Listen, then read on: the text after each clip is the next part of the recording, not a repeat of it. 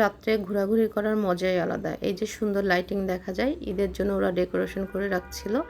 তো রেস্টুরেন্টের মধ্যে ঢুকে গেলাম। আর এটা ছিল গার্লিটো, আর এটা ছিল বনানীতে। রেস্টুরেন্টটা ভীষণ সুন্দর ছিল, ছোটোখাটোর মধ্যে। আর এই যে খাবারটা অর্ডার দিয়ে দিচ্ছি আমরা, ওইটা চলে আসছে। তো ওদের কাছে অর্ডারটা দিয়ে দিলাম। তারপরে অপেক্ষার পালা, প্লেট নিয়ে বসে আছি কখন খাবার দিবে। এখন প্রায় 12:30 বেজে গেছে রাতের। তারপরে খাবারটাও চলে আসছে। অনেক ক্ষুধা লাগছিল, পেটের মধ্যে ছুঁচা মনে হচ্ছিল, চুচু করতেছে। খাবার দেখে তো আর সামলাতে পারলাম না, অস্থির হয়ে গেছি খাবার জন্য। এখানে গার্লিক টোস্ট ছিল, ফ্রেঞ্চ ফ্রাইও ছিল।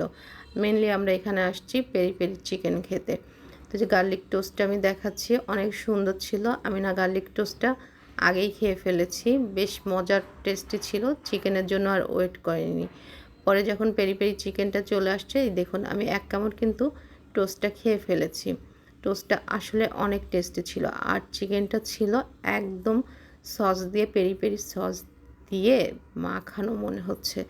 এত মজার এই সসটা, একদম ঝাল ঝাল করে। টেস্টটা কিন্তু ভীষণ দারুণ ছিল। তারপরেও এক্সট্রা করে আবার একটু সস নিয়ে নিয়েছি। এই যে অল্প করে সসটা ঢেলে দিলাম। খাবার পরে ডেজার্ট না খেলে কি হয়, এখানে ব্রাউনি ছিল, চকলেট আইসক্রিম ব্রাউনি।